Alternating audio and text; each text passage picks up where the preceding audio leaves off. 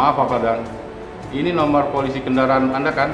Pak, saya nggak sengaja Pak. Ini tuh kealpaan Pak, bukan kesengajaan ya Pak ya. Saya nggak nabrak istri saya kok Pak. Lagian saya nggak sengaja, saya nggak tahu apa-apa Pak. Beneran bukan saya penyebabnya. Ya kan Mah? Maaf Pak Padan, Pak Padan tenang saja. Nanti Bapak bisa jelaskan di kantor.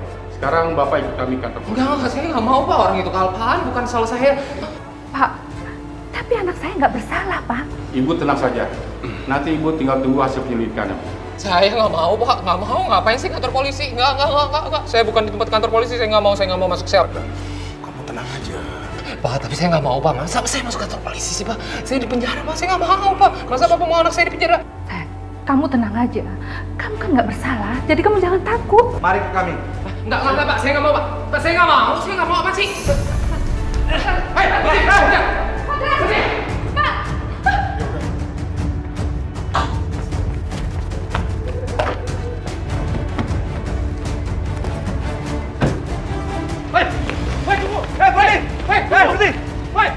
Berhenti!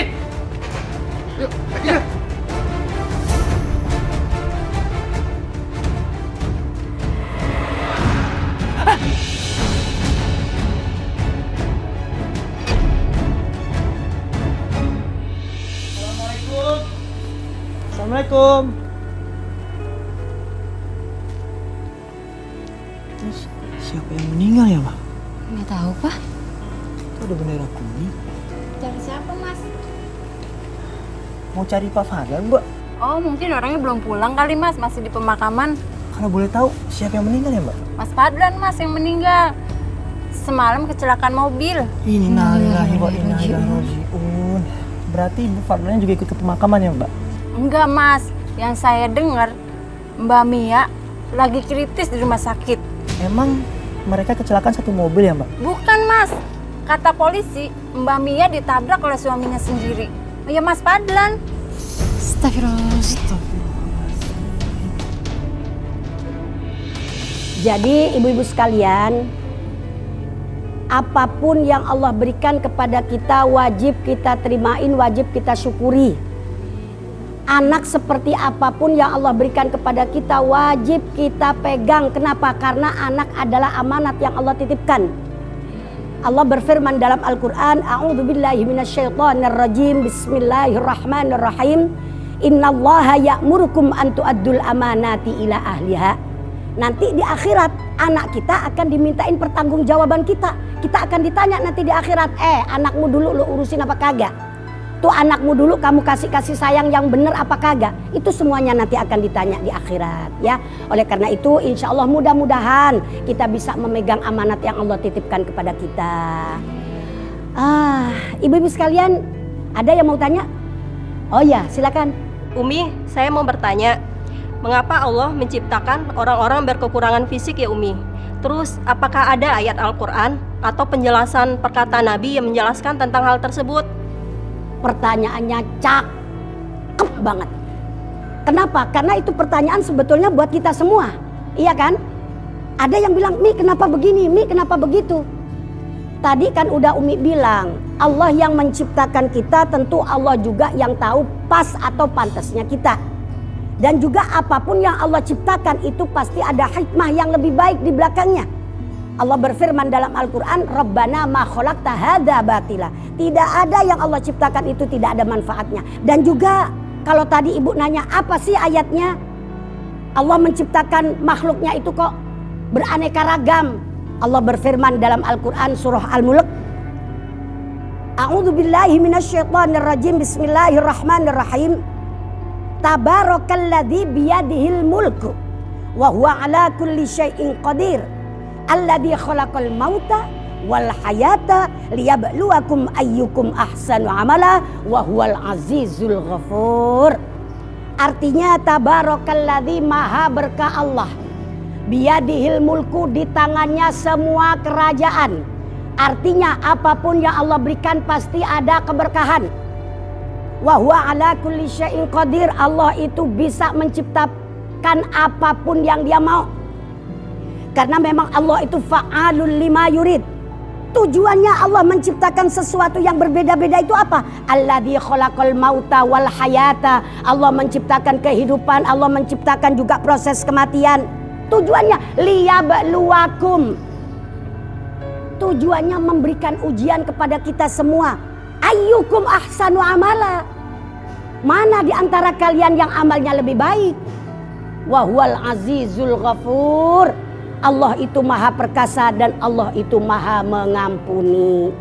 Jadi ibu-ibu sekalian, dari kisah perjalanan Mas Fadlan beserta istrinya bisa kita jadikan pembelajaran. Seorang suami memang seharusnya, kalau bahasa Umi mah kudunya, menciptakan keluarga sakinah mawaddah warahmah. Karena seorang suami itu memang pimpinan dalam keluarga, harus menjadi contoh yang baik. Nah, terus sebagai seorang istri, kita juga harus bisa mewujudkan rumah tangga kita itu baiti jannati, rumahku laksana surgaku. Seperti apa yang dilakukan oleh Ibu Mia itu. Dia mempertahankan anaknya. Dia sayang kepada anaknya apapun keadaan anaknya. Karena memang itu amanat yang harusnya, memang seharusnya begitu kita sebagai seorang istri, sebagai seorang ibu. Dan insya Allah niat daripada, bukan niat saja, perbuatan daripada Neng Mia itu insya Allah termasuk amal soleh. Kenapa? Kan sering Umi bilang yang namanya amal soleh bukan saja sholat, bukan saja puasa, bukan saja zakat. Ngurusin anak dengan benar, menerima dengan sabar apapun keadaan anak, ini pun juga termasuk amal soleh. Dan orang yang punya amal soleh, Allah berfirman dalam Al-Quran, nanti dia akan dimasukkan ke dalam surga Firdaus. Seperti firman Allah, innal ladzina amanu wa amilus shalihat kanat lahum jannatul firdausi nuzula. Dan insya Allah mudah-mudahan Ibu Mia dan juga kita tergolong wanita yang dirindukan oleh surganya Allah. Amin ya rabbal alamin.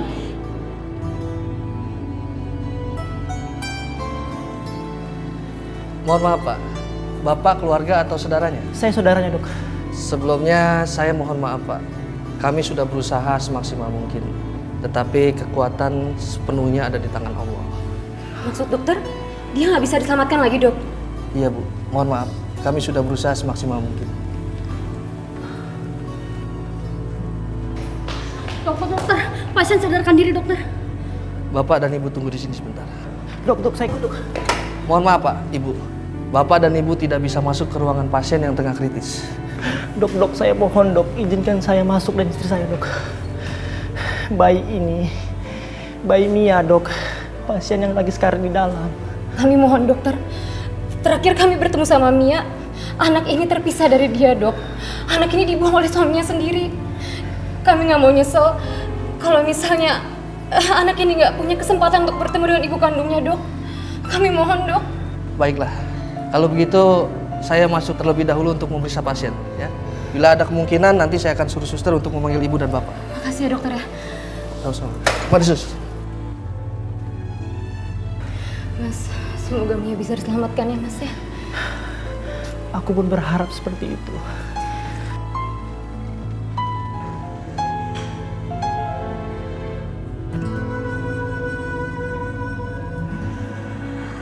Rio. Mia, kamu yang tenang ya. Kamu jangan banyak pikiran.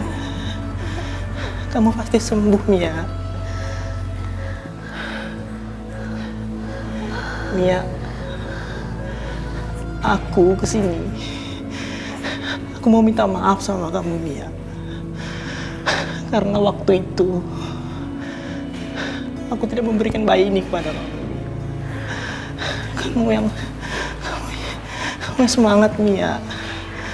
Kamu pasti sembuh. Iya, Mia. Kamu pasti sembuh.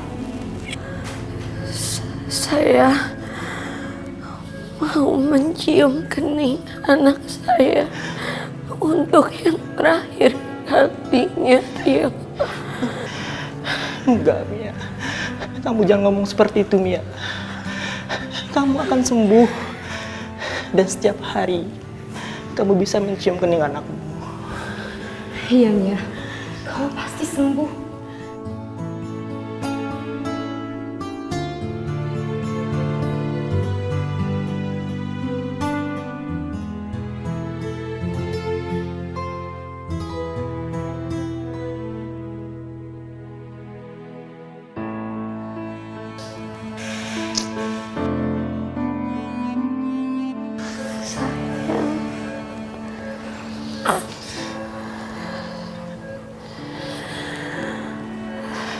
Rio, Iya. tolong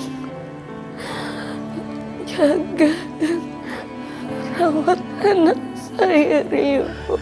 Kamu jangan ngomong kayak gitu, Mia. Kamu pasti sembuh. Kamu sendiri yang akan merawatnya, Mia.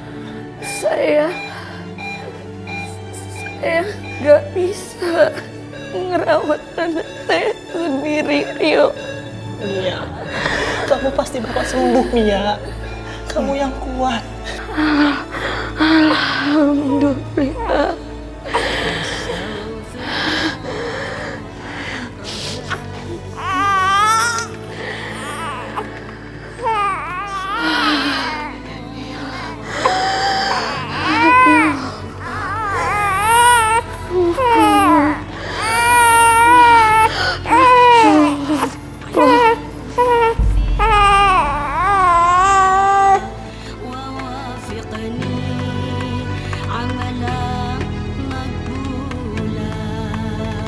Maaf Pak, Ibu Mia sudah tidak ada. Innalillahi wa inna ilaihi raji'un. Suster, tolong Pak.